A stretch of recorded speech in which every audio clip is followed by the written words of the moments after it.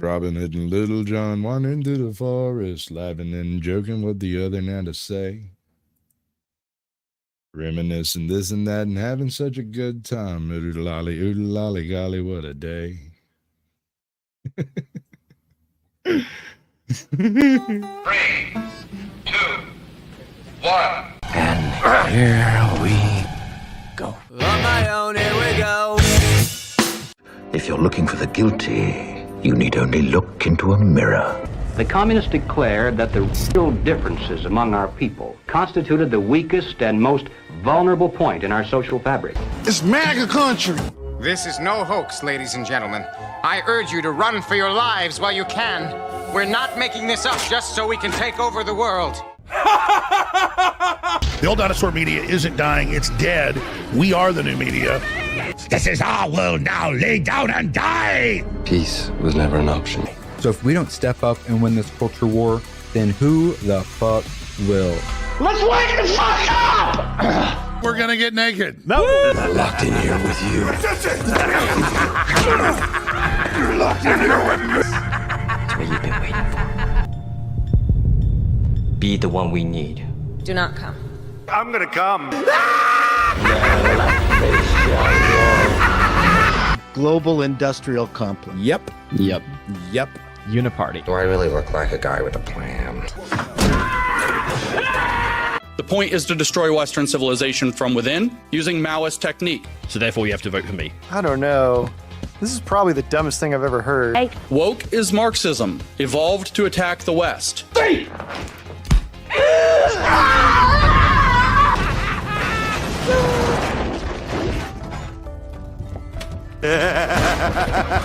Stop giving up. It's only just begun! Now! Do it! Yes, you can! I'm gonna do what's called a pro-gamer move. Just do it! Are people bitching about that? Some people. Of course they are. Oh, fucking A. All right, got it. Yeah, too fucking bad. All right. Yeah.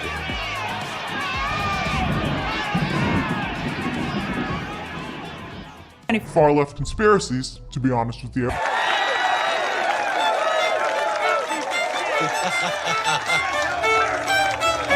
Ain't no single entity going to swoop in and save the day. You are going to be continuously let down if you place all of your hope into one individual. Instead, look inside and look around. We're doing this together. We all are fighting for the same thing, and we all see the same problem. It's time to stop being an NPC, get off your ass, and join the meme war. Shame! Shame! No, I don't like you. Shame! If we were in the wild, I would attack you. I'm sick of it, man. I'm fucking sick of it. I will not do it again. Thank you. I wonder how many people feel exactly the same way. Yeah. Be the beating drum at the head of the growing creative cavalry charge. Be vocal and profound in your passion for projects you enjoy. No more excuses. I've seen it. I can't even compute all of it. It's so fantastical. You've not seen nothing. You ain't heard nothing. You ain't smelled nothing like this. I don't have words to tell you. A new world order.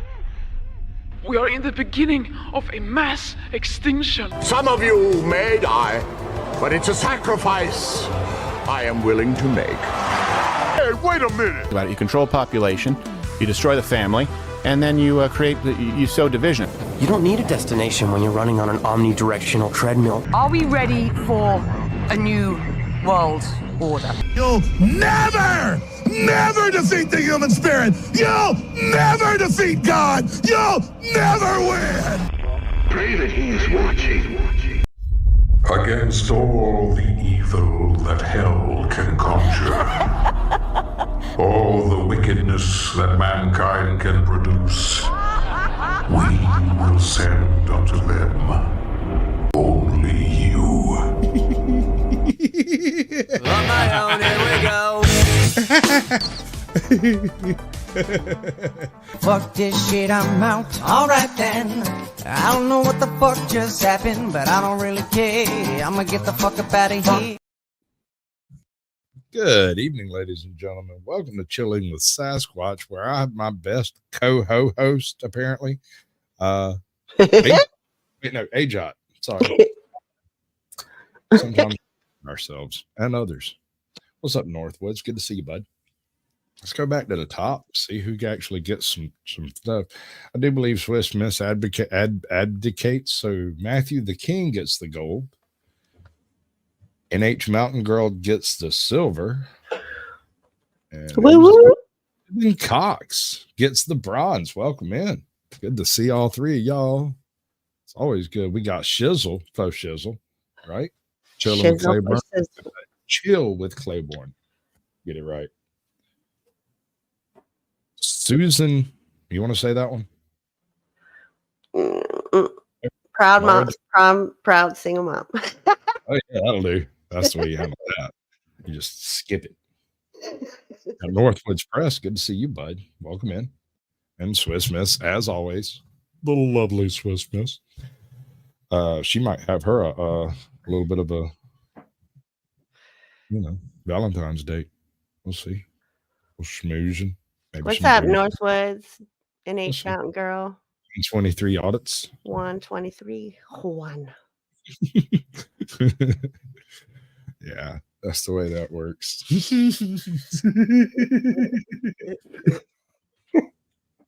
All right. So some events have taken place. I've reached 4,000 subscribers. Thank you, every single one of y'all.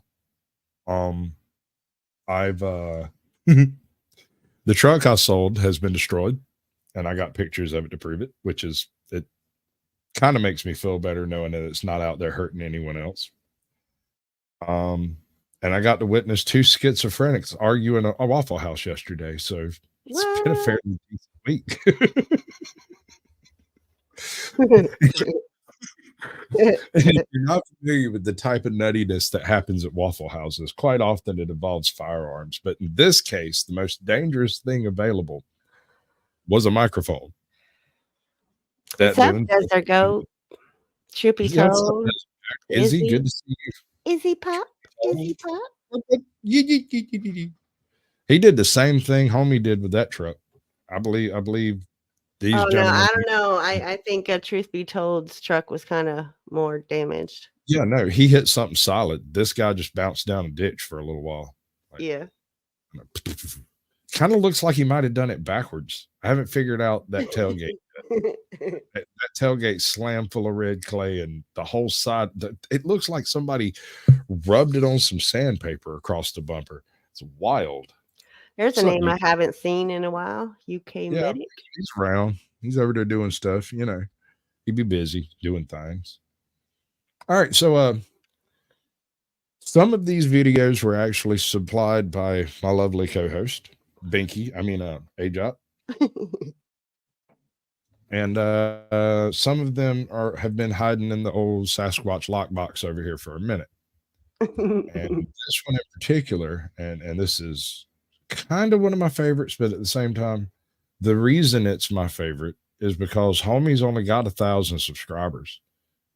Right? This is early days for him yet. So I'm gonna drop that into the master chat. Or you can do with it as you please, pin it, whatever. All the links to all the videos and all the creators are in the description on my channel. If anybody's interested, y'all can go do homework later. If not, y'all can hang out and see what happens, because we're not going to watch all of this. We're going to watch a couple of them, then we're going to go on to the next video. But have you seen this yet? Is this one that I sent you? It's one of them that you sent me, I think. This one in specific is the 7 true scary Valentines stories. Oh, I started, but I didn't want to. I wanted to get the whole reaction with you. So. Right. Okay, cool. I watched a few minutes of the first one and was like, okay, this is pretty good. I kind of dig where he's going with it. So here's what we're going to do. Since we both watched a little bit of the first one, we're going to skip straight to the second one. Okay. All right. Welcome in, Ohio Steve. We got Neos RKH. Cool. Ohio Steve. Welcome in, bud.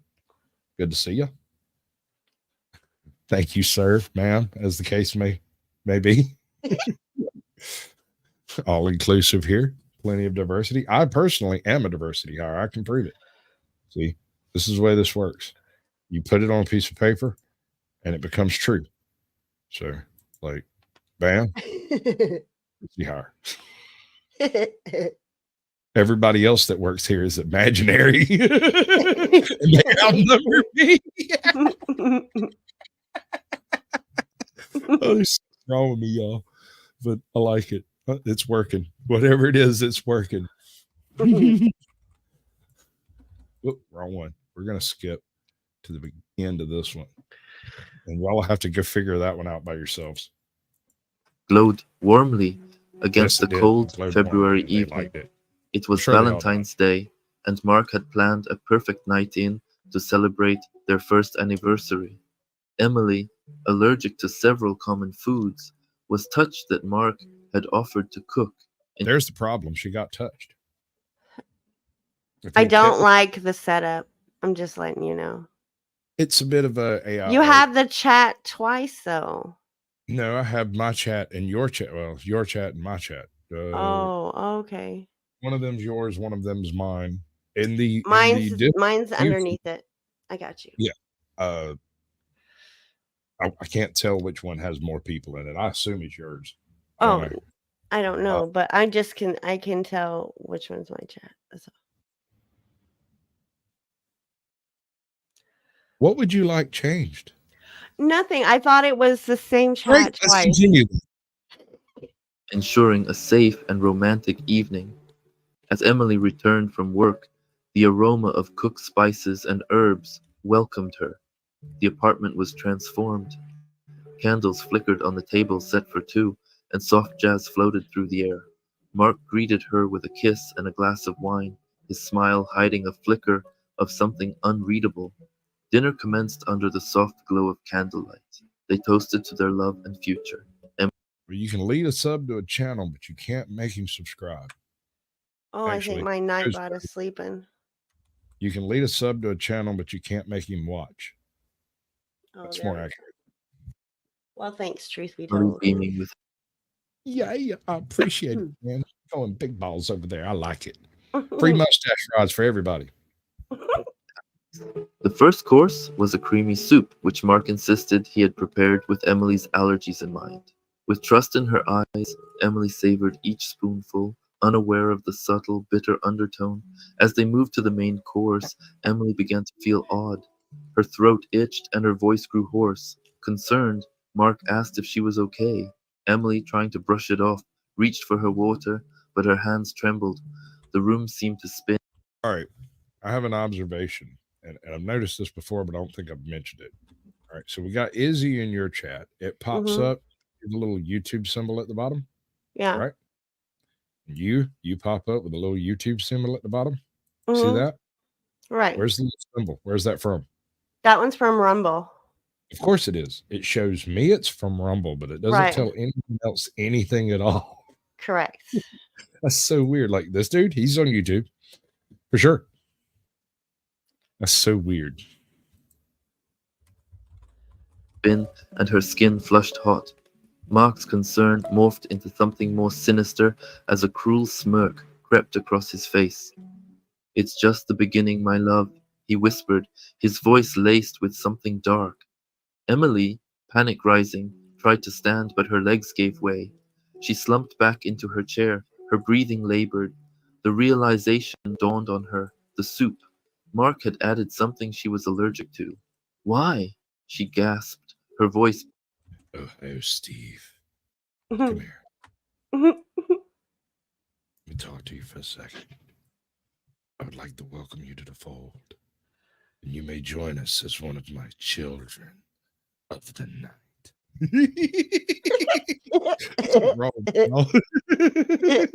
All fucked up. It's just keep the Barely a whisper, Mark's eyes glowed with a disturbing fervor. "To make this night unforgettable," he replied. "To show you that you can never leave me. You need me." Emily's vision blurred. the edges of the room darkening as she struggled to maintain consciousness. All right, so here's my theory at this point. Homie made up some really wacky oat cream and mushroom soup, and he used the wrong cream and the wrong mushrooms. Here.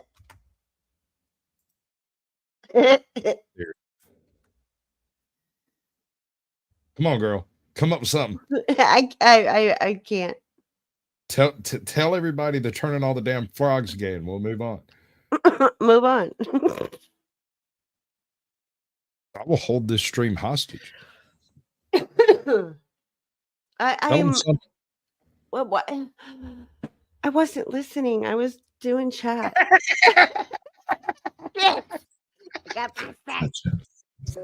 Mark continued to watch, his expression twisted with possession and madness. In her fading vision, Emily saw the apartment door burst open. Her neighbor, alarmed by the unusual silence from their usually lively apartment, stood at the threshold. I got a problem right here. I'm calling bullshit. Things that never happened for 1,000, Alex. All right. This neighbor burst in because the place was quiet. Usually quiet. Yeah, bullshit. Does that sound like anybody anywhere ever? No. I'm sorry. I'm calling bullshit on that point. Behind him, the flashing lights of an ambulance Good to see you, and the bud. sound of paramedics filled the air. Emily slipped in and out of consciousness, vaguely aware of being lifted onto a stretcher. Mark was being restrained by the paramedics, his protests echoing in the cramped apartment. The last thing Emily remembered before everything went black was the cold February air brushing her face and the haunting look in Mark's eyes, a look of obsession and unfulfilled intent. Emily awoke in a hospital bed, her body weak but recovering. The doctors told her she had been close to death. The police came soon after, explaining that Mark had been arrested. In his twisted mind, he believed that by inducing her allergic reaction, he could demonstrate his control and solidify their bond. The revelation shook Emily to her core. The man she had loved was a stranger, his affection a mask for a deep-seated obsession. As she lay in the hospital, grappling with her near-death experience, a chilling thought crossed her mind. How many others had fallen victim to love, twisted into something terrifying? Even after Mark's conviction, Emily couldn't shake. You're muted. You're muted. You're muted. You're muted. That's lovely. That's freaking lovely. I appreciate it. Thank you. Thank you, Pinky. That's what you're here for. I appreciate it. Because usually it'd take like another 5 minutes before anybody had chat because they'd laugh at me. Right. All right. So homie's sitting next door, right? And apparently dude's not beating down on his wife or something. And he kicks in the door to come check on him. I don't understand how this is a thing. How does an apartment fall quiet and the neighbor kick the door in to come check on them? That makes no sense to me. That is welcome to dating in 2024, right? I mean, that picture is just, I can't tell which is which. I'm just saying.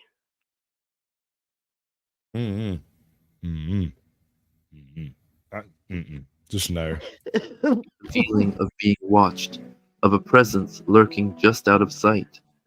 Valentine's Day would forever be a reminder of the night love turned to terror, of trust betrayed in the most horrifying way. Mark's shadow lingered in her life, a specter of a love that had descended into madness. All right. They never did explain anything about what happened, did they? No. It's just a story. Maybe that's why the subs are down.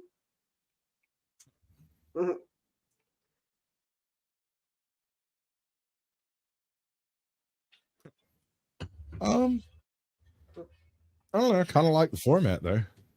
His voice isn't like annoying or anything. It's just foreign. That's not too bad. Unfortunately, it's not the good kind of foreign. You know, some of the David Attenborough stuff. Crikey, we just found another one. I'm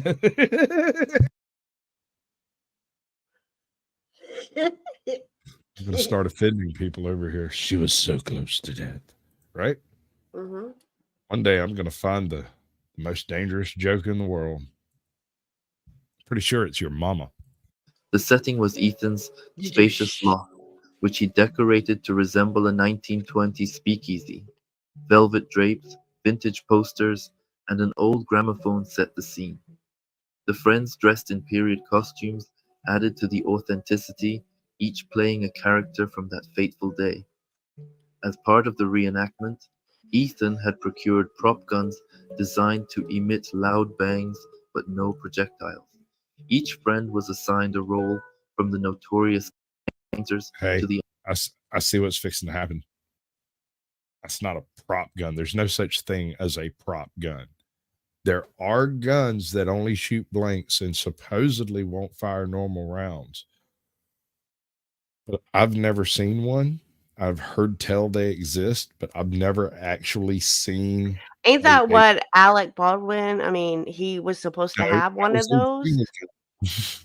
Oh, that's what I'm saying. There is totally no such thing that I'm aware of a prop gun, unless it simply does not fire anything ever at all, like a toy. But as far as like a prop gun, if it's a gun that is going to be used in filming and utilizes any form of blank or poof technology it's a real gun that is using blanks, not a prop. It's still dangerous. You have to be careful. Alec Baldwin learned the hard way. Can't just be jerking off with those things, man. They're deadly. But you're in Texas. The unfortunate victims. The plan was to stage a dramatic, yet harmless, shootout.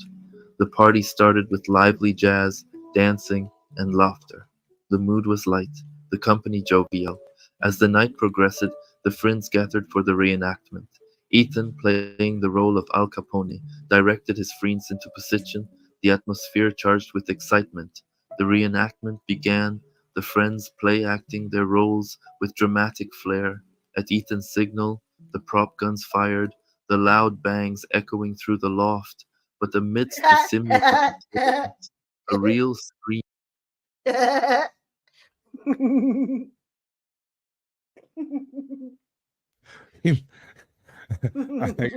got a feeling one of these guys has a real gun.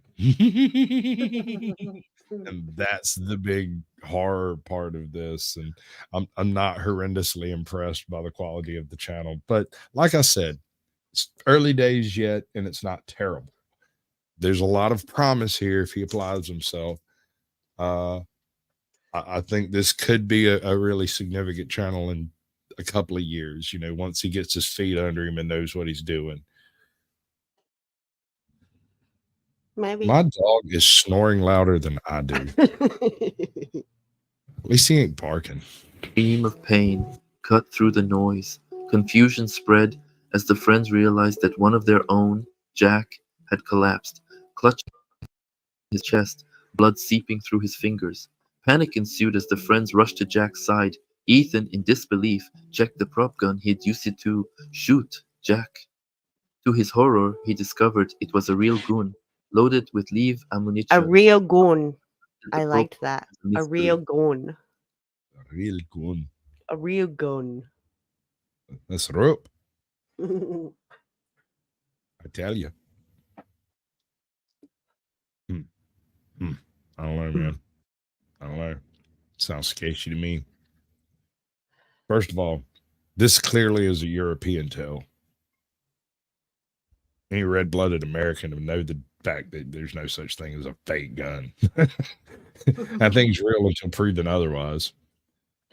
Otherwise, it's a danger to society, and there's no middle ground there. I mean, I firmly believe firearm safety should be taught in school. It should be part of your public education program, right up there with the functions of the Constitution and all your amendments and the whole nine. Agreed. What? What? The party turned into a cream scene. Paramedics Cream and scene. police were Oh my god.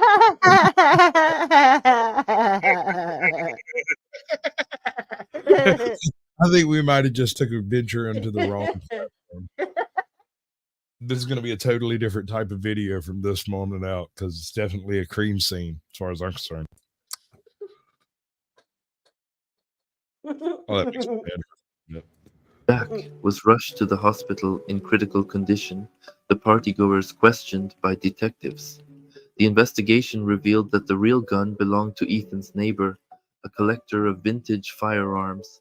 The switch, however, remained unexplained, a chilling question mark hanging over the incident. In the days that followed, the loft seemed to change.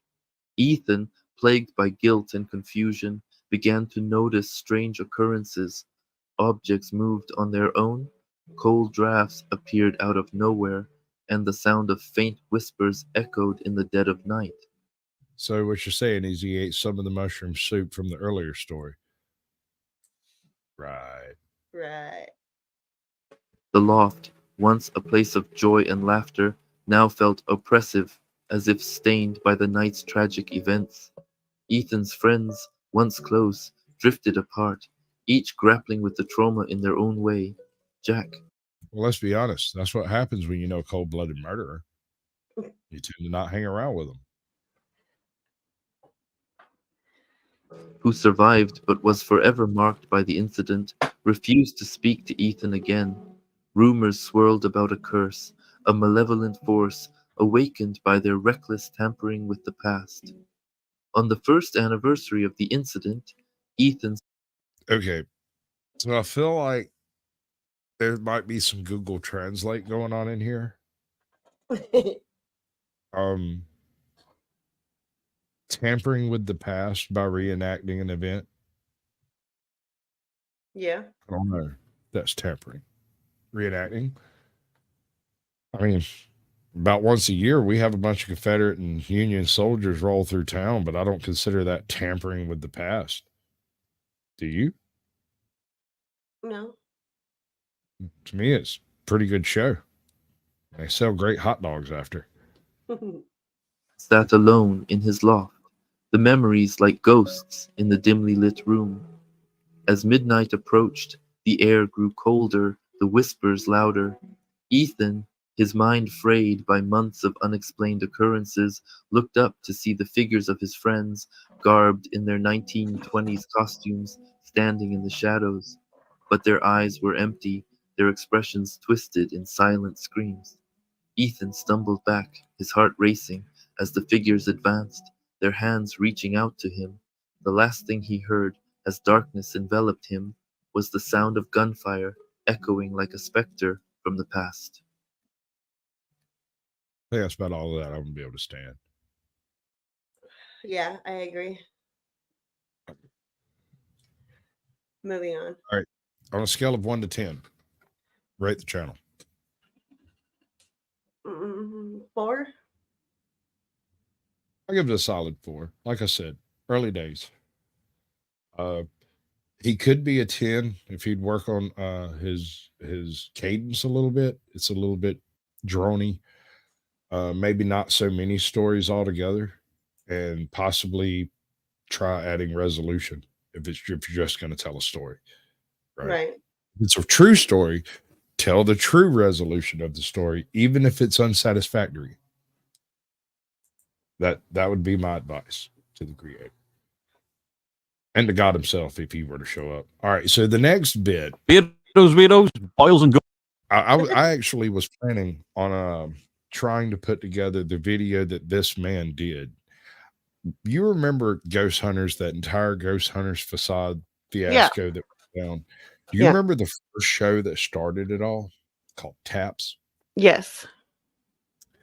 At what point in time did TAPS jump to shark? Do you remember? No. Okay. So the first season was solid.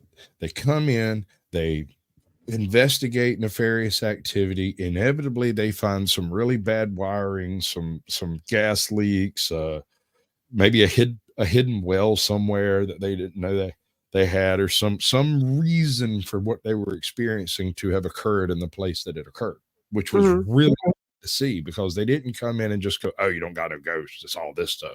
They would come in and go, well, you may have experienced paranormal activity, but this and this could explain all of your experiences. Like it or not, it was direct, it was to the point, and it had a purpose, right? Right. They were doing legitimate work. There come a point about midway, I think it was through season 2, where suddenly they went from debunking 90 some odd percent of what they were looking at to suddenly having experiences that couldn't be explained every show or every other show. Mm-hmm. And then somebody got busted rigging an experience. And the entire format of the show changed after that. Homie disappeared, had creative differences with the staff or whatever. And Right. our flavor of that entire genre of shows altered from debunking paranormal activity to try to expose actual paranormal activity to going to places that has reported paranormal activity and kind of pretending to debunk some stuff while saying it's creepy and you don't like it and it's cold draft and all that stuff, Mm. It became what is today a paranormal show, which is half theater, right? Right. So with that in mind, we've got my homie over here. This is Beardo.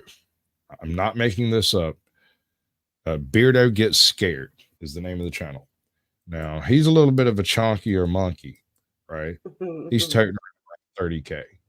So he's got a little more experience at the whole storytelling aspect, the YouTuber aspect, the creator aspect, and he delivers. So I believe it's a little bit of a dated method, the whole stare at the camera and explain what's going on and then cut to something that's relevant. I get it. It brands your stuff, but I don't like being on camera. I make myself as small as possible. This is the limit. Y'all will tolerate nothing less. Literally nothing less. Bastards. Ghouls, how are we all doing? So in my quest for real ghosts and fake ghosts and everything in between, there are some teams that you can't mention Paranormal Investigations and not mention these teams. The big boys. And I've already done a video on Most Haunted, who are pretty bad. And then you've got Zach Baggins and co. And Zach Baggins and co. are quite hard to make videos on because they are relentless with the copyright. And the other big team are Ghost Hunters, aka TAPS. Now, out of the big 3 teams, TAPS for me were always more believable. I enjoyed them. I watched loads of them. I watched TAPS International. It was okay. Do you remember when the very first flush of TAPS came out? That first season was fucking banger, dude. Everybody was talking about it. Everybody was just on the edge of their seat waiting for the next episode. Mm-hmm. And then the second season rolled around, and it was like that for the first couple of episodes, but then everybody just kind of stood up, walked away. I don't think anyone consciously recognized what changed in the show, but there was a significant change that takes place. He's going to go over the whole thing, but there's a couple of really excellent shows that took place after this change that I think were the United States government special forces messing with them.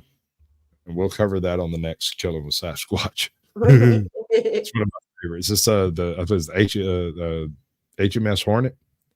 When they did that one, they kept finding like handprints and footprints and stuff in the FLIR. Yeah. What's up, Rooski? Good to see you, bud. Wasn't quite as good, but I enjoyed it. The reason I enjoyed them was they used to debunk a lot, and they don't do it so much now with the stuff that comes out now. And I think Grant is back and been back, and there's been separate shows, and it all got messy. And it all got messy pretty much as soon as Grant had this hood pull. And I'm going to get to that because I'm going to describe what I think happened. As a matter of fact, I'd say I know what happened. and then he leaves the company to do other things. I don't think he left. I think he was told, you better leave before we fire you because of credibility. And the reason I want to delve back into TAPS is the way Jason Hall's defended his daughter. It kind of rubbed me up the wrong way, because while I agree... Shut up, Binky. I didn't catch my house on fire again. That's what happened. See, I was totally sitting here and nothing burst into flames and I didn't have to put it out. That's what happened. That is exactly what happened, right? Right. Right. I would stand up for my daughter. It would be, you have been caught in a lie. You have been, I will have your back. And instead of that, it's like the debunkers are toxic. A lot of us debunkers learned from you. Sam and Colby wanted debunkers to look at their Conjuring House week and to debunk. They wanted our input. Just because nobody likes the input once we put it out there, doesn't mean that we are now suddenly toxic. We did exactly what you guys wanted. And a lot of us just did what Jason Halls and Grant used to do way back in the day. The Ghost Hunters was described as a paranormal / reality TV series. And the original series started in October 2004. And the original version of this program ran for 11 seasons and 230 episodes. That's incredible. They also had specials on top of that. I think there were 10 of them in total. And then in 2016, on their original channel, it just sort of went away. It was revived again in 2019. Okay. So this show, sorry, so the genre of this show was originally born on YouTube. They attempted to do it as a YouTube channel, but nobody really ever bought into the whole concept. But what was it? Sci-Fi picked them up. Mm-hmm. And suddenly they had actual funding. And so if I remember right, they were plumbers by day and ghost hunters by night. Yeah. And in 2019, the uploads were basically 11th and 12th and 13th season. 2020, they went to A&E, they got cancelled shortly after, and now they're at home on Discovery. So the program's sort of mainstays were Jason Halls and Grant Wilson, otherwise known as the Atlantic Paranormal Society, TAPS. And they went to investigate places and homes, private homes that are reportedly haunted, whilst they were plumbers for a company called Roto-Rooter. And there's a bit of a shift in the early days. It's like it started as a documentary / soap opera. There's a lot of drama with cast members, and I'm calling them cast members, even though it was far more realistic based in the paranormal. You want to read that one? What, the channel name? Yeah. The Gypsy and the Vanilla Gorilla. Yeah, the Gypsy and the Vanilla Gorilla, eh? Wonder what they're all about. Go check them out, find out. Oh, hey, look, you got James is back. This is like my one Twitter follower over here that like shows up. I'm proud of him for sticking around this long. I mean, I wouldn't have stayed here and listened to my master this long. Boring as far as I can tell. Thank you. Investigations that they did. It was the stuff outside of that. There were people fired on screen and all the rest of it, and there was a bit of drama about it. And, people were caught running away. And then there was a shift into a more documentary style tap. Truth be told, I'm not going to highlight that comment because you misspelled too much of it for me to put it up here. I don't want to embarrass you, but I'm willing to talk about embarrassing you. Test rides. That's investigation. And that's what I enjoyed more than the original sort of, I think it was about 10 episodes before there was a noticeable shift. Then there was a Ghost Hunters Academy. I didn't like that. It was like WWE Tough Enough, but for Ghost Hunters, and it was a little bit too much of the reality TV that was popular at the time. But with Ghost Hunters Academy, it was actually run by Dave Tango and Steve Gonzalez. I always say his name wrong, and I do apologize. And Dave Tango and Steve Gonsalves were always the more believable of anyone on that show. And while doing research for other projects, I looked into Steve Gonsalves. And there was a really interesting interview I read with him where somebody asked him, has he ever seen an apparition or a ghost? And he quite honestly replied, never. Not in the entire time I've been ghost hunting. I've seen things that I can't explain, but I have never ever seen an apparition. The first bit of drama involved a guy, I think his name was Brandon, and it was sort of something he did an investigation. I think he'd run and then he was just being unprofessional, but it all seemed over dramatized. But that's the ghost hunters that I enjoyed. That was the Yes, spelling is important. If you don't spell it too terribly correctly, I can't pronounce it properly in my skull to understand what you mean when you say spelling. We needs it. Spalling. No, that's spelling spelled wrong. No, it's spalling. That's everything spelled We needs wrong. oot. No. Yeah. It's spelling. We needs it. I know that's what it's supposed to say, but that's not what it says. What's up, Bryce? Good to see you, bud. Welcome in. Appreciate you coming by. Smoking Auditor, you're late. I'll dock your pay. I'll start paying. The ghost hunters that I thought were more legitimate. And before I get into why I stopped watching them, because before Grant had been forced to leave or left of his own accord, I'd stopped watching them because I saw what a lot of people saw. And, it was a hood pull. But I want to show a little clip of why I was invested in this show for a while. Because they didn't behave like other ghost hunters where they was running and screaming. And then, even though it was a little bit more dramatic with the soap effect things, the actual investigations, they debunked a hell of a lot. They put homeowners at ease, and I enjoyed it. In the beginning, there was honesty. And then money became involved.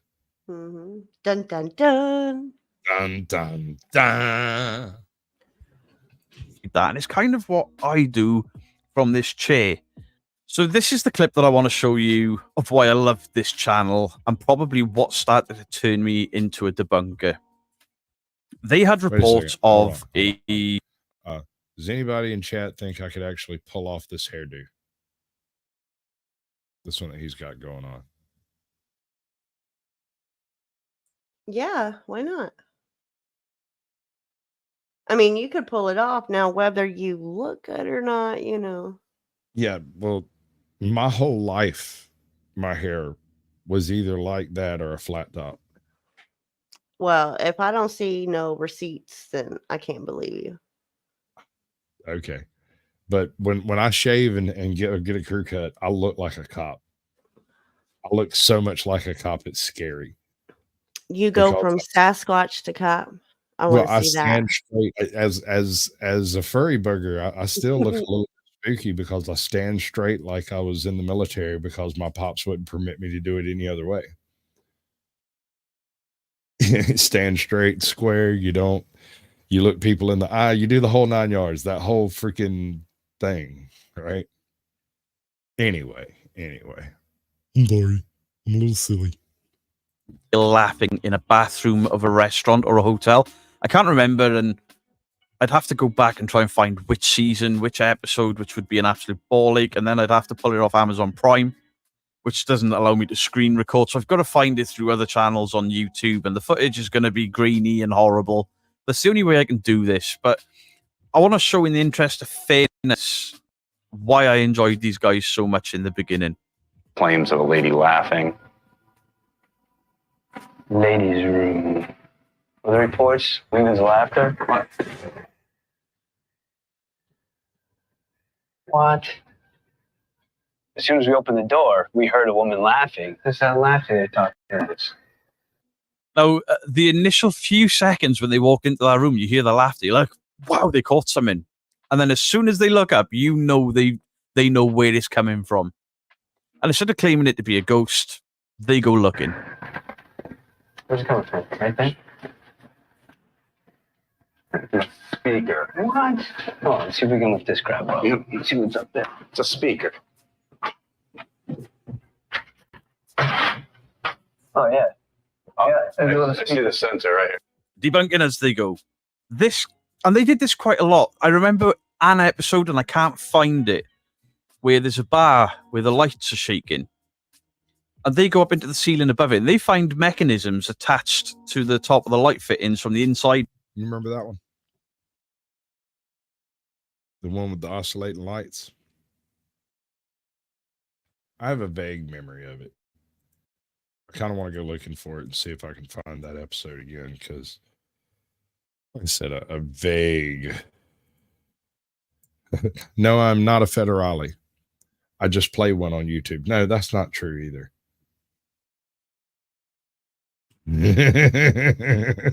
Thank you. That's what I was checking.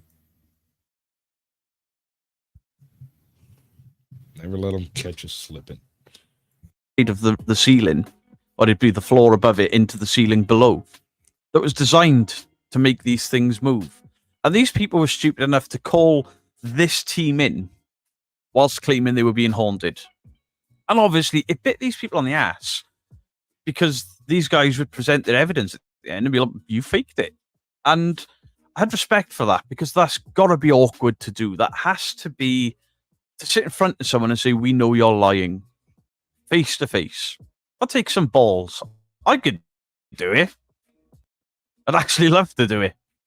But then clearly TV networks start putting their oar in, like, we need to make this more exciting. We need to make this more commercially viable and all the rest of it. And then we get to this ridiculous coat pull. Now, there are 3 instances of this coat pull in that episode that I remember. I think it may even have been 4. And I think that Jason clocked what was going on. I don't think he was in on it. I think Grant just took it to himself to make the show more interesting in this episode. And Jason clearly rumbled him on the 4th one, because in the re-upload to Amazon Prime, this part of the episode is missing the 4th pull. There's only 3 pulls on there. And I distinctly remember the 4th pull because Jason was looking at the hood and his face said everything. And I'm probably going to look for that after I've recorded my initial. All right, so I did go looking for it. I look for it a lot. If you go to the sources that are available, such as it flip-flops between different streaming platforms, but if you go find it on Amazon or wherever it's available currently, that particular episode is different. The 4th pull doesn't happen.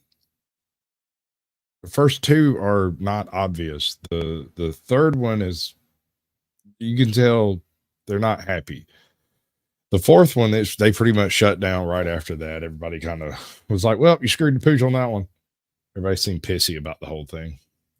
Reaction to this hood pull. See if I can find if somebody else has managed to debunk it or find something. So we'll screen share again. And let's have a look at this hood pull.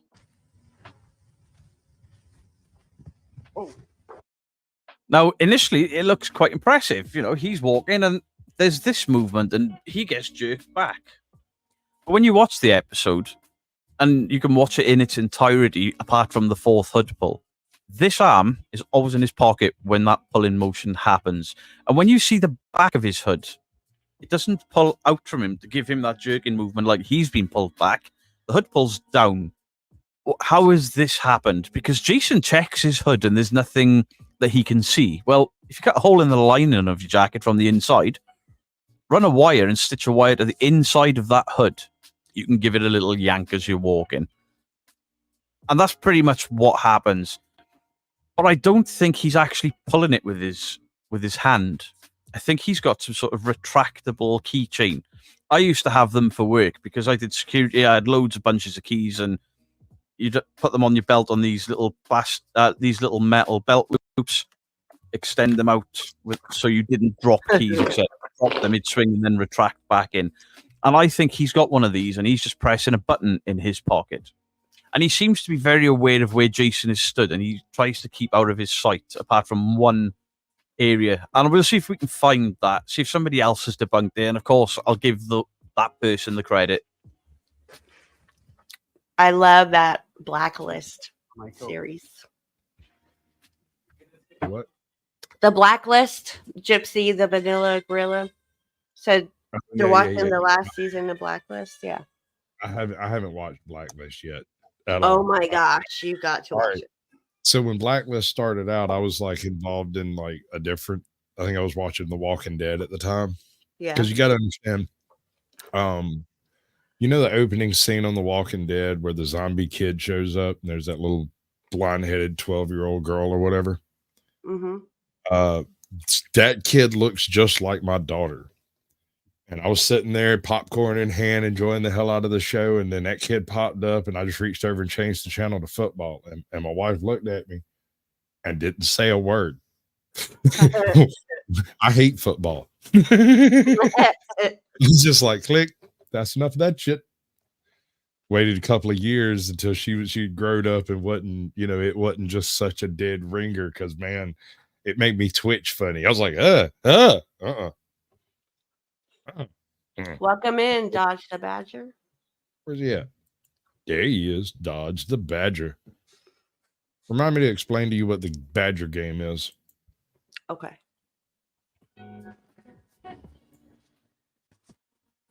Oh. Now, it pulls. If the hood is there, it pulls inwards and down. It doesn't pull out. So why is he jerked backwards like something has yanked him back? The hood pulls down, he throws himself back. It doesn't... It looks odd. I suspect he knows what the Badger game is.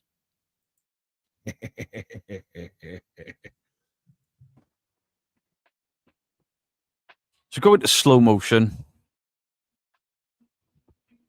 The hood pulls down. Ugh.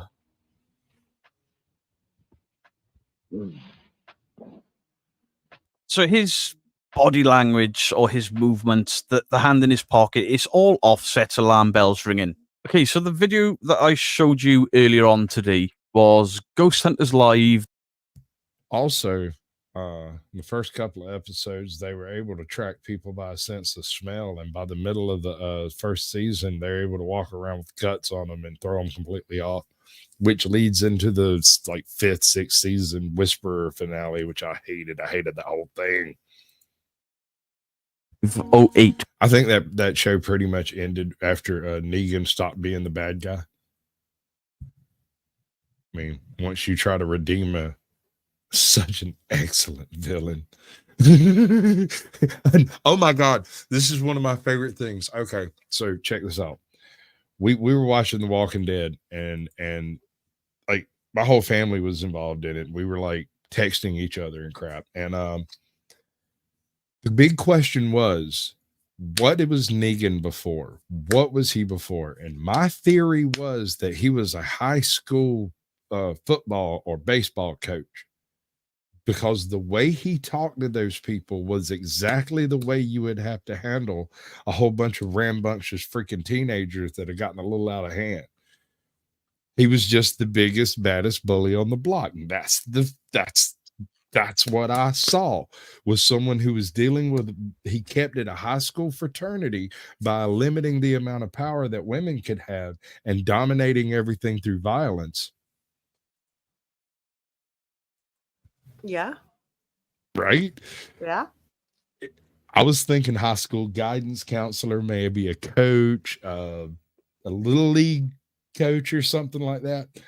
Turned out that's exactly what he was. Nuts, dude. Grant's goat? Grant's coat gets pulled close analysis. VV ASAP is the channel, and his video is about how real this is. So with some searching, I have found former GH fan. He's only got 156 subscribers. This video is from 2008. Now, I haven't seen this, so we'll get to watch it at the same time. Let's see what this guy is. Hopefully, he debunks exactly what I have described on that one scene.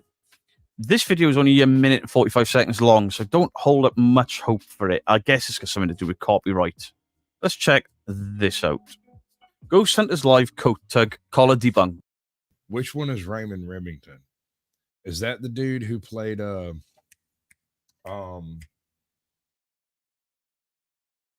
Trevor in GTA 5.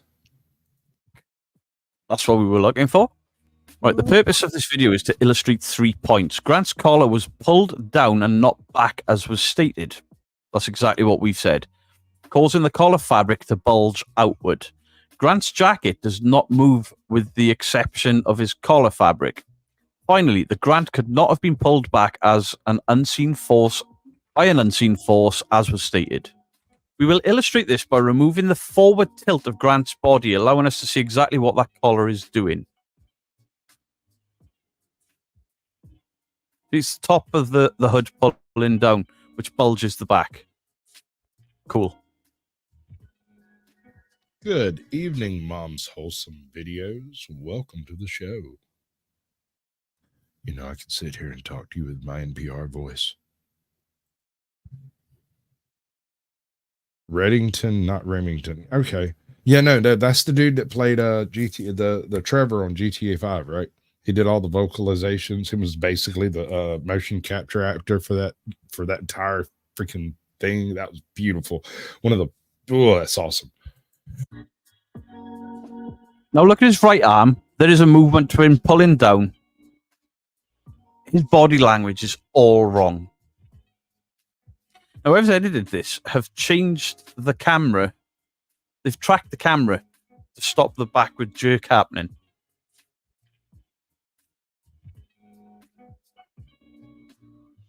There's the top pulling down, this part bulging out. Spot on. But his arm, look where his arm is in his pocket. There's something off. Even the way he's looking, he's kind of... It was all off. It was all off back then. 25% speed. There's the pull with the left arm.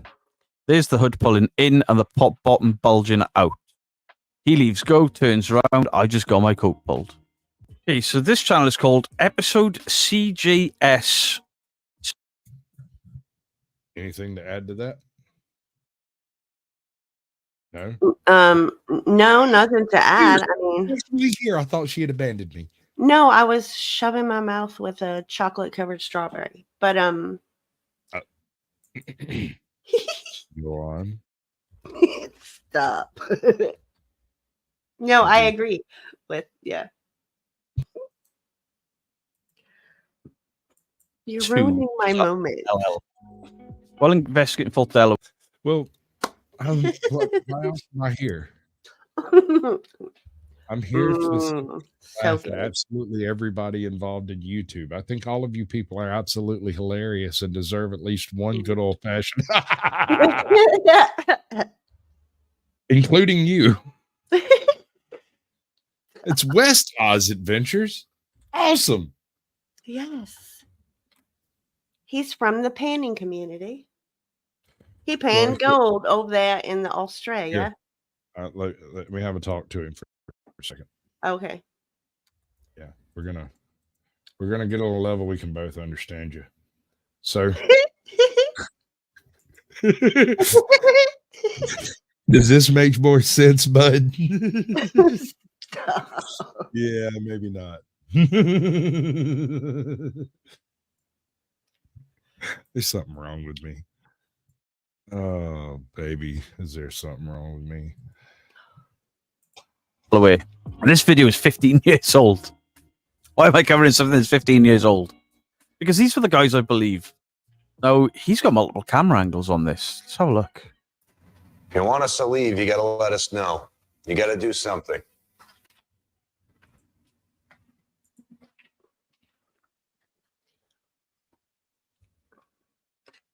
And he has a heavy, Gotta do heavy, Left hand in the pocket.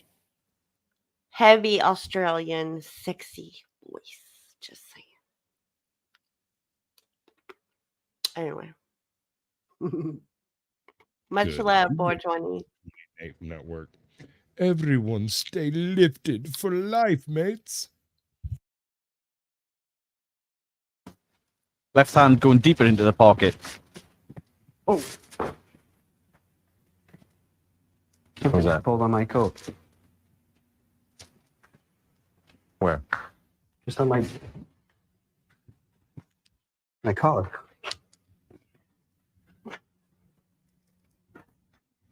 I know he. Look at him fiddling. On the collar. His He's right fiddling. hand is He's like, fiddling.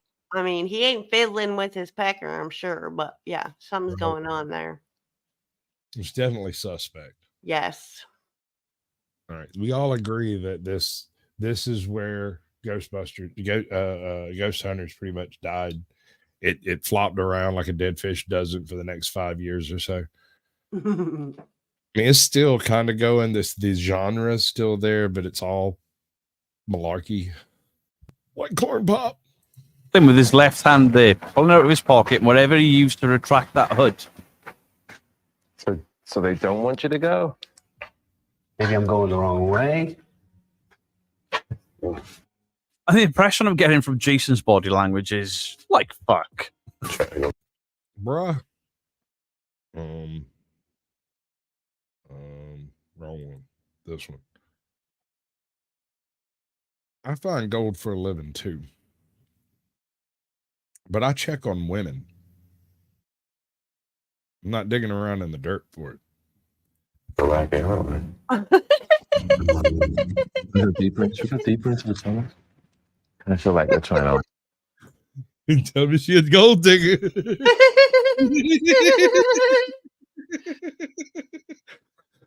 Yeah, I don't mess with them broke ones neither. It's just not worth your time. I don't know what the weight of his biggest nugget, but he's got some big nuggets. Seriously. That's what she said. All right, internet all together now. That's what she said. Like drag us out that way. Which way? Take away. I should go back this way. Take away, Valentine. Let's do it. All right? Yeah. You should. I use the right and left hand mark one. And I find if you caress and don't squeeze, you're not tuning in Tokyo. You're trying to. All right, that's a totally different class. We'll get to that later. 54 grammar. But I'm going to mute this and then slow this one down because I haven't seen this angle for years.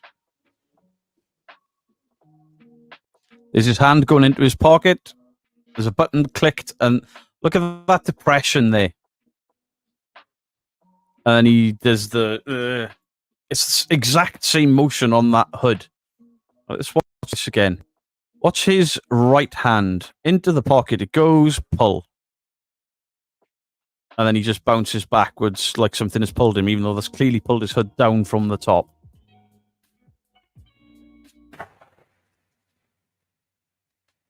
It happened again? It just again. Did you even hear my code? No, but I heard the little click of the doohickey you use in your pocket, and then I saw you press the thing in your pocket, reach back, and reset it. What it looked like to me. Yep.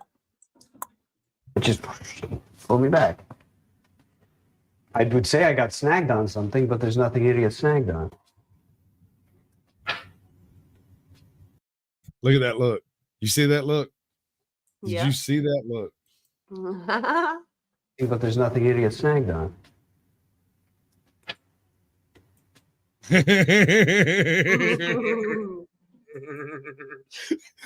If that's not an "are you shitting me" look, I don't know what is.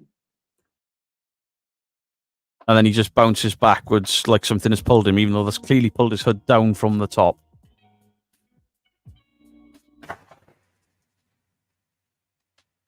It happened again? It just did it again. Did you even hear my code? It just pulled me back.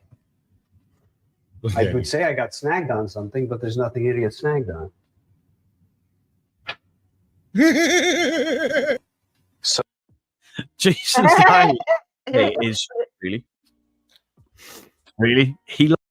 I may have to get a zoomed in shot of that. Use it for like cam cover or something. Just that look of, did you just screw up our entire show? That just happened. just did that, didn't you? I saw you do that. I knew you were. You see it just pass right through his brain pan. It just pulled me back. I would say Right I there. got snagged on something, but there's nothing He idiot steps back. He even takes a step back and you know what I mean? His brain is going, what? Language is really. He looks pissed. So we don't want us to go that. We've been working on this show for 5 years. So you're gonna pull this shit now? The hell is wrong with you? Oh wow. There's plenty of history out there. You just gotta go dig it up, bro. It's not on the surface. Hey, I hear tell y'all got opal dinosaurs and shit. Go find you one of them. That way, and you don't want us to go that way. So maybe we're supposed to just stay here for a second. Like 5 down, 5 of those lights down. The 5th one keeps on getting blocked out. He put his hand on his head like, oh my God. Jason's entire demeanor at this point is he just saw his entire show, everything he's been working for the past however many years, gone. Mm-hmm. If he says anything about it, it's going to ruin their integrity. If he doesn't say anything about it and it gets busted on YouTube later, it's just absolutely going to decimate the show. There is no good outcome here. He's just pissed. And he's looking almost guilty, like, fuck, has he noticed? And then he does it again. I'm gonna put the thermal on your back and see if it picks anything up.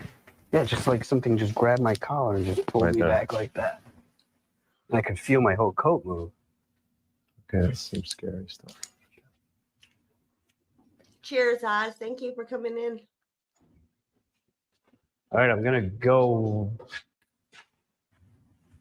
Oh, found out what's blocking out the light down here. And there was his hand in his pocket again. What is doing this? That's a big bat. And that movement there, it's like he's resetting something. Dude, it just did it again.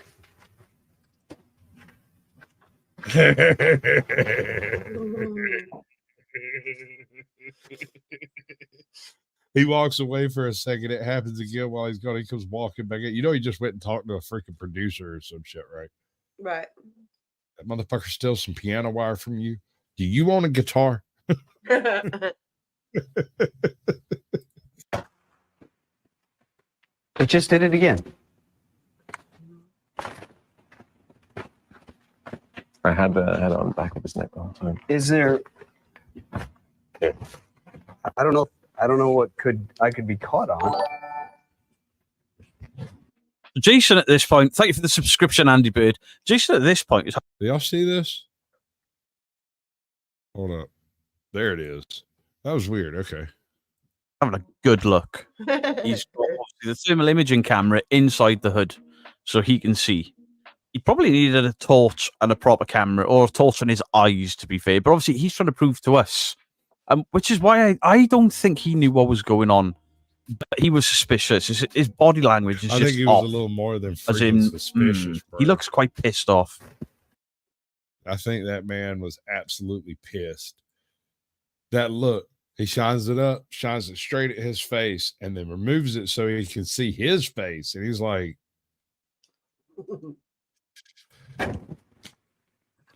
Right, Swiss Miss? It just doesn't. Swords way too much for me here. Yeah, same here. Awkward moment. There's nothing. Nothing fell in there? Literally nothing. No, it feels. they immediately have him take it off. Yeah, they have to. Immediately turn that in, give it to somebody, not you. Great. It would have been more believable had he not do it so many times. Well, he had to do it one more time to prove that it wasn't just He did it like 3 times, didn't he? 4 total. Oh, That 4. fourth Yeah. that screwed the pooch. That was him jumping the shark right there. It's like someone's grabbing my collar and not yanking, but just. Well, I heard staying there. they were able to catch it on the thermal, so I heard that. So Well, I have to look at it. That's pretty sweet. Okay. I have no idea. There's nothing there. So I think he's found what he was looking for, and because when he first starts digging around in his collar, you'll see him look over at one of the other guys. His body language is just off, as in, he looks quite pissed off. He's talking about the bald guy. Then eyeballs this a little dude. too intimate for me here. Yeah, same here. Awkward moment. There's nothing. Oh, I There's literally nothing. No, it feels like someone's grabbing my collar and not yanking, but just Well, I heard staying there. they were able to catch it on the thermal, so I heard that. So You seem look worried. I have to look at it. That's pretty sweet. Okay. I have no idea. There's nothing there. So Did he just lie right there though? I don't know. Jason's checked the hood, but if What's that that fact shit show? through his coat, But it wouldn't have to be a wire. It could be just any old regular type of string, just stitched in a single spot at the top on the inside. It wouldn't take a master seamstress to make it completely undiscoverable, short of finding whatever's in his pocket that's triggering it. Yeah. Yeah. and sewn into the sort of the ridge of the end of the hood. Jason's not going to feel that, which is what makes me... He was looking hard because he clearly didn't believe it, but he couldn't find anything there in the dark. He used a thermal imager to look for some reason instead of his eyes. But I don't believe he was in on this, and his body language says he was quite pissed. Okay. So something. There's that fifth white down there. There's this big bat just swooping right by. So that's what's doing the window. That's not what's getting me. I don't know. It seems like I'm saying, look, should we be here? And it's telling me, no, you shouldn't be here. And I try to go and it's yanking me. Let's have a look at this guy.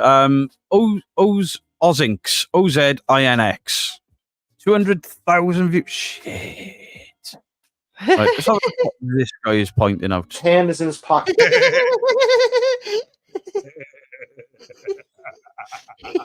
That was Mark. priceless, dude. For those of you who aren't creators, he just saw what he hopes will be his future and immediately left that channel because he doesn't want to get smoked from orbit by the owner of that channel. So he's not going to use any more content from that channel. Sounded like, he left a cream in the seat. Play it again. No, back it up. I'm gonna do it again. That look right there. You should be here. And I try to go and it's yanking me. Let's have a look at this guy. Ozinx, OZINX. 200,000 views. Shit. That's why he's pointing it. Hold on. Did you notice how many subscribers this channel has? Let's have a look at this guy. 67 subscribers with 2 views. Wow. Ozinx, OZINX. 200,000 views. Shit. This guy is pointing up. His hand is in his pocket. Yep. Now watch the motion of his shoulders in the back whenever this so-called tug happens. Something. He jerks his whole shoulder and his right side goes back, not his whole body. In slow motion. Does he pick up the top of the hood being pulled It and kind of goes down. It doesn't go back. It goes down into the coat. pushes the bottom out? Then Yeah. he rolls his arm back. He keeps his hand in his pocket the whole time. Doesn't take it out. And right there in his hand here, he's got a recorder. He still keeps his hand in his pocket, but he starts to fidget with it. He's Right here, resetting he's kind something. of straightening something out. Watch. Right through there. Tucking. That's him stretching the cable back out. He uses his hand that's full with a quarter to pull up his collar, keeping his hand in his pocket, which is still fidgeting.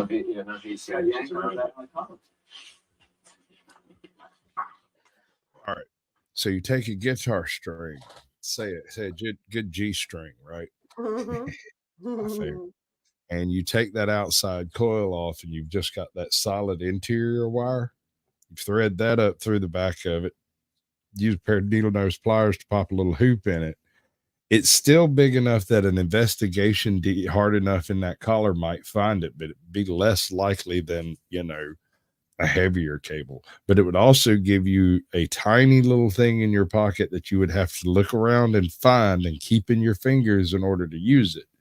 Right. It wouldn't be obvious. It would fall back into the jacket pocket, back into the lining or whatever, anytime you weren't using it. But when you'd want to use it, you'd have to reach back and find it, pull it over, get it back to. You might not even have to pull it through the hole, come to think of it, if the pocket's mobile over there. But I think he's right. Something that has to be reset. Okay. Right there, of course, his hand. See a little dip right there?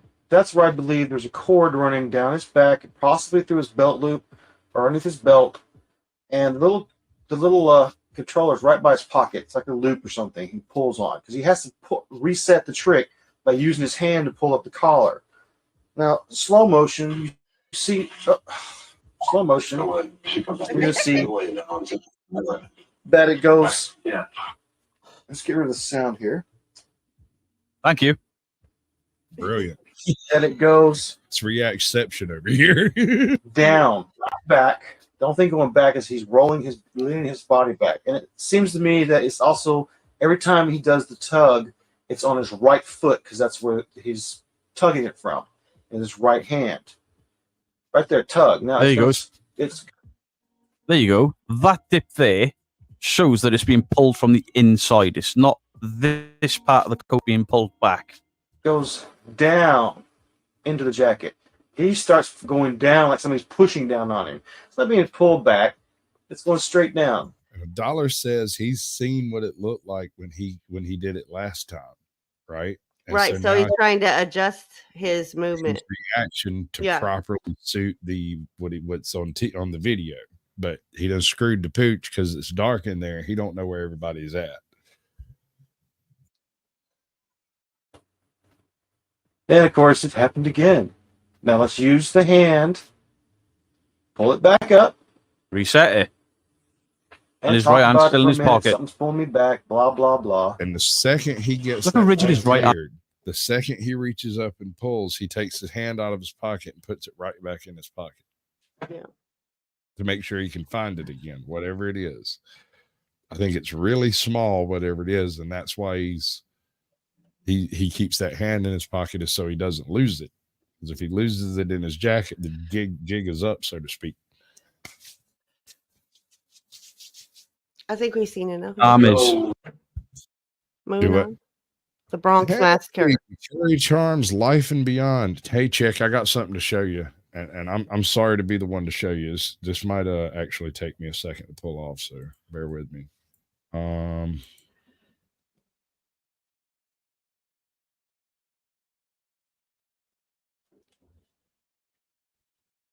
Do you see that?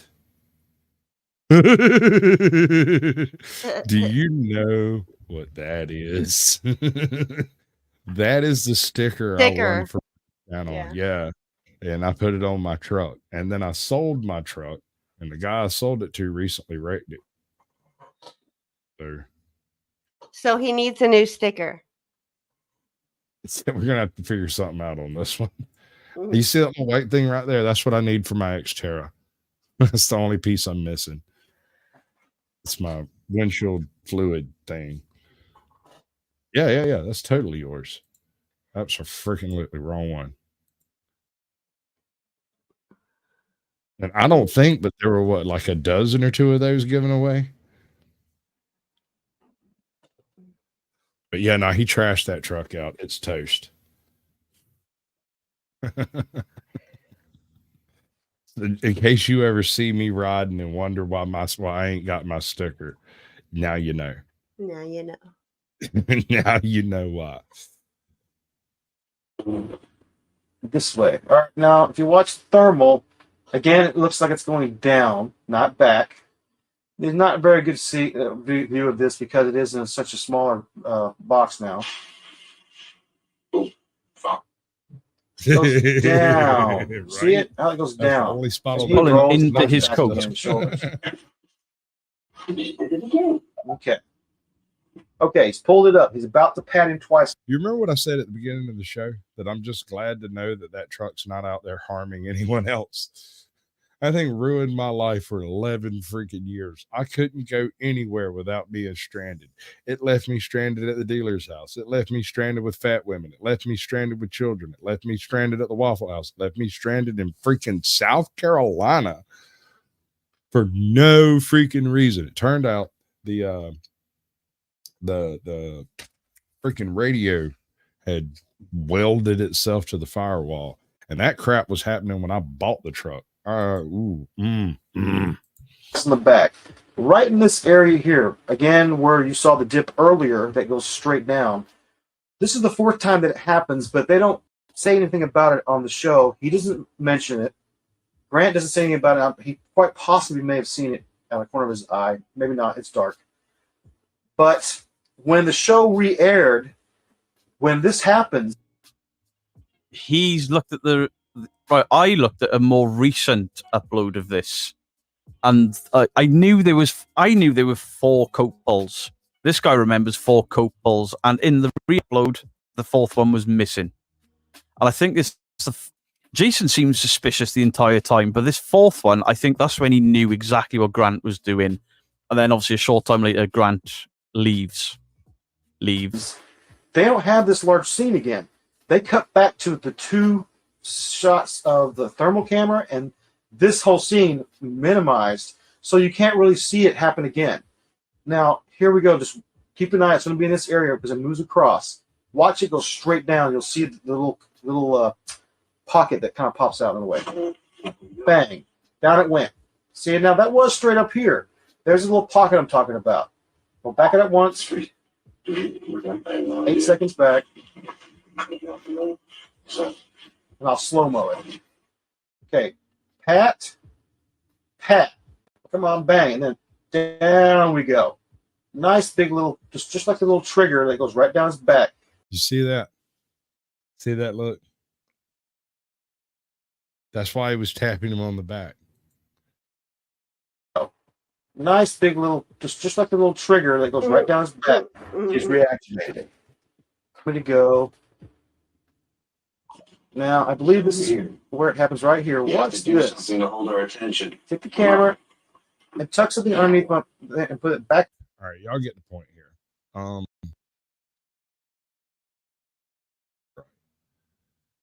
So our next bit is provided by our illustrious co-host, if I remember properly. And we're going to run this muted for a second because he really likes his show tunes. Right. I'm not sure exactly what the limit on that whole kicking me off the whole stream is. I know that last week we were having a conversation and at different parts of the conversation, different platforms went down temporarily. And that's ATL for you, going straight for the meat and drink of the freaking equation. Hello, Terry. Significant others and loved ones. You show your love with maybe a heartfelt card, some chocolates, an evening out to celebrate a romance between 2 people either engaged in a relationship or seeking the potential for one.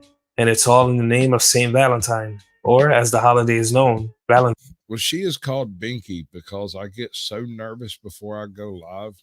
I need something to suck on. I mean, I need some, some other words to say to put in my mouth. Valentine's Day.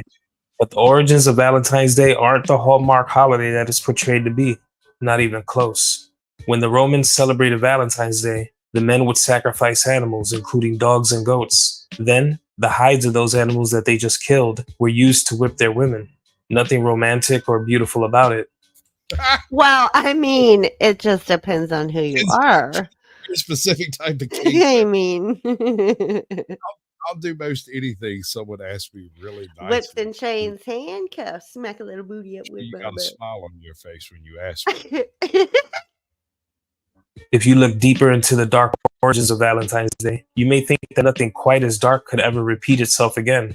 But if you thought that, you'd be wrong. People often associate Valentine's Day in horrific moments with the Valentine's Day Massacre of 1929, where 7 members of Chicago's North Side gang were brutally executed. But we're here to discuss something that is much closer to home, an event equally heinous, and it took place in 1993 at a 6th-floor apartment at 645 Prospect Avenue in the Mott Haven section of the Bronx. Good evening, I'm Harry Martin. Tonight, police are trying to crack the case of a Bronx massacre. Wait a second. Did homie say his name is Harry Martin? I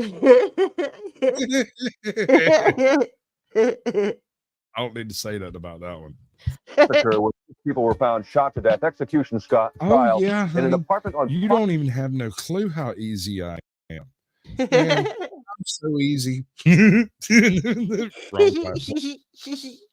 That it happened in the Mott Haven section of the Bronx off of East 151st Street. Kathy Wolf has been following the story and has details tonight from the 40th precinct. Kathy? The discovery was made when another tenant in the building noticed the door was ajar. 3 victims lived in the apartment. They are Julia Santana, Edwin Santiago, and Maria Santana. The other 3 are family friends, Miguel Rivera, Annette Medina, and Christopher Hernandez. People who knew them were overcome with the horror of it all. So was it a robbery? Was it a drug shooting? At this point, we just don't know. 6 people dead. And tonight, there's an arrest. The bloody massacre happened 10 days ago, Valentine's Day in the South Bronx. 6 people shot down in cold blood. On today's episode of Evil Intentions, this is the story of the Bronx. Oh, yeah. No, my bad. Binky, you gotta be reminding me. I be forgetting. What? I gotta credit the freaking video, bro. Oh, sorry. You be forgetting. No, do the pasty thing. I'm far non-melanated. We can do pasty. All right. There we go. I feel much better about myself. Don't you feel better about yourself doing it correctly? Doing it correctly. Makes you all warm and fuzzy and vibrational inside. Valentine's Day Massacre.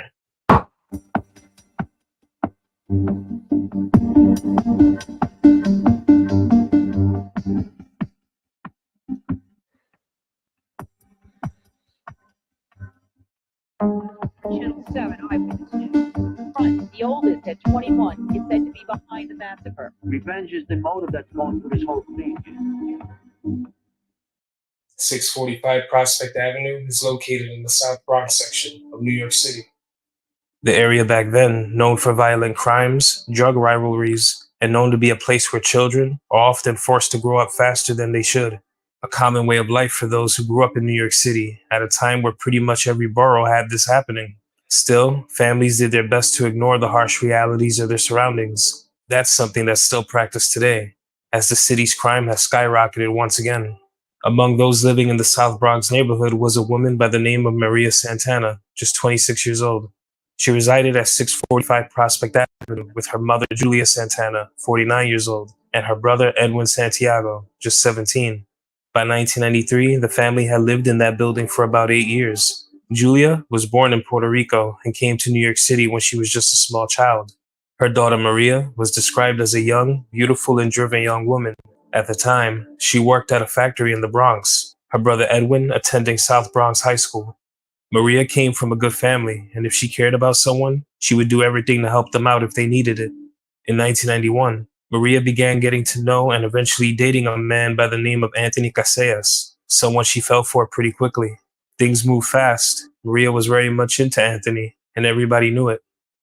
When Maria began dating Anthony, things between the two of them moved pretty quickly. He was pretty much living in her apartment. Maria's mother didn't mind because he made a good impression. She would do everything for him, from do his laundry to cook for him. Things were comfortable, and it seemed like Anthony had it very good. Maria had plans for the two of them. Look at that dude. Does he look happy? Wait, this might be like the picture. I don't know. He doesn't look happy to me. He doesn't look like a well-adjusted individual. He looks like the kind of guy who might be carrying a pew-pew in his big bag.